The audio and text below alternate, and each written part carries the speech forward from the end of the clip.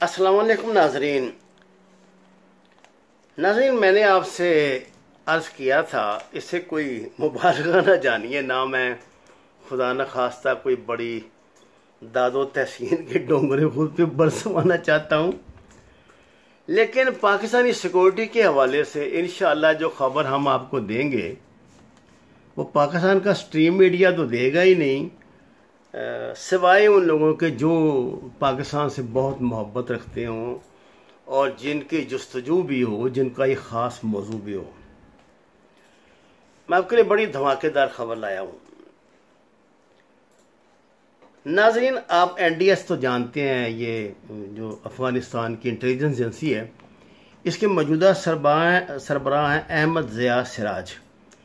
अहमद ज़िया सिराज ने NDS की policy को अचानक एक ट्विस्ट दिया है और ऐसा लगता है कि अमेरिकनों ने मुस्तकबिल में तालिबान, अशरफ गनी, अब्दुल्ला या किसी और ग्रुप पे इन्हिसार के बजाय बराह रास्त NDS को ना यहाँ अपना मकामी पालतू बच्चा बना के छोड़ दिया है।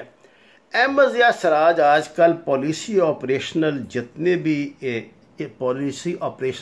भी इंस्ट्रक्शंस होती हैं वो डायरेक्टली वो US deputy national security agency major Matt Pottinger से लेते हैं। NSA आप समझते हैं ना, जो अमेरिका का सबसे मोतबर, सबसे हसास और सबसे बड़ा अदारा है जासूसी का, इंटेलिजेंस का, आप जो भी कह लें, NSA।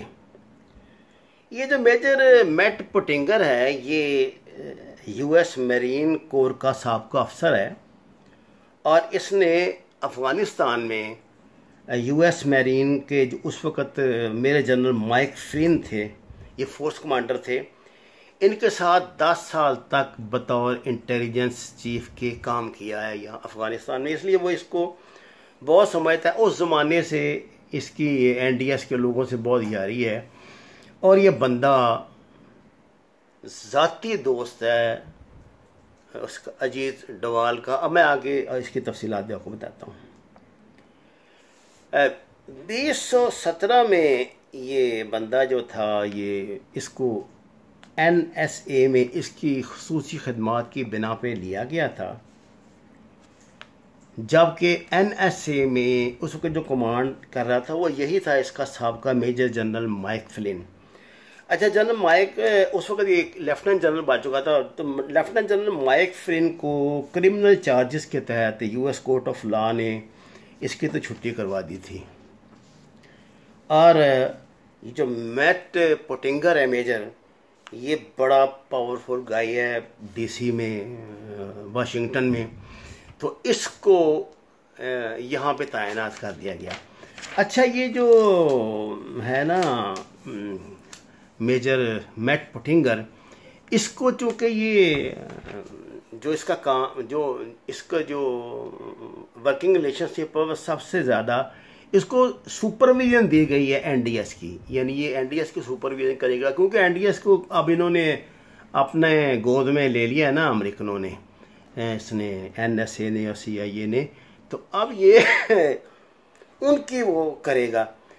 अच्छा जी, ये जो मैट पोटिंगर है, इसके अजीत डोवाल और सामंत गोयल जो रा का DG है, इससे बहुत करीबी तल्लुकात हैं। ये लोग बहुत अरसे से पाकिस्तान के ख़िलाफ़ मुश्तरका जो है ना वो ऑपरेशनल सरगर्मियों करते रहते हैं। और ये जो मैट पोटिंगर है, ये मेजर मैट पोटिंगर, ये मामूली बंदा नहीं, इसकी जो बीवी है येन पोटिंगर उसका नाम है, वो वायरोलॉजिस्ट है और बीजिंग और वाशिंगटन के दरमियान ये बहुत मुतहर्रिक खातून है। नेशनल स्ट्रेटजी के हवाले से ये बड़ी मुतहर्रिक खातून है। यानी मैं आपको बताना चाहता हूँ, ये बहुत इंटेलिजेंस कम्युनिटी में ये बड़े मोतबर लोग हैं।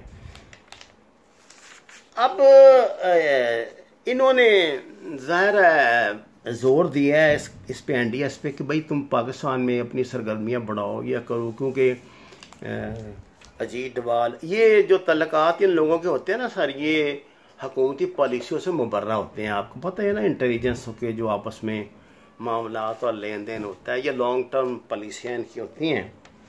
इसने कहा है, आप इसको मैट पोटिंगर ने, कि भाई तुम पाकिस्तान में अपनी सरगर्मियाँ जो हैं बढ़ाओ। जिस पर ये जो था, ये जो अहमद यासराज है NDS वाला, इसने डिमांड की है NDS से $20 मिलियन की, और इससे अजीत डोवाल से, सामंत गोयल अजीत डोवाल से $10 मिलियन की। ये पैसा इसने मांगा जी, जो अपग्रेड एक्सपेंड ऑपरेशंस है ना, जो अपग्रेड यानी अपग्रेड करने के लिए जो ऑपरेशंस हैं पाकिस्तान के, अफगान स्पाई कोर इन्होंने बाकायदा एक बना दिया है। ये स्पाई कोर को एक्टिव कर, ये बनाई सिर्फ पाकिस्तान के लिए, इनको एक्टिव करने के लिए इसने ये इनसे इतने पैसों की डिमांड की है कि ये मुझे दो, ताकि मैं पाकिस्तान के अंदर ना डीप डाउन ऑपरेशंस कर सकूं, जिस तरह की ये पहले हरामकारियाँ किया करते थे, जिसको डंडा दे के तो फिर पाकिस्तान ने रोका है। इसको दोबारा अलाइव करने की पे ये बहुत ज़ोर दे, NSA भी दे रही है, और ये राव और अजीत, वो तो एक ही बात है, अजीत डोवाल और राव। जो जनरल बाजवा अभी गए हैं ना काबुल, तो जनरल बाजवा ने ये डोवाल, अजीत डोवाल और गोयल नेक्सस जो है, इस पर बड़ी सख्त लहजे में बात की है अशरफ गनी से। इस खबर की तफसील आपको हमारी वेबसाइट पे मिल जाएगी।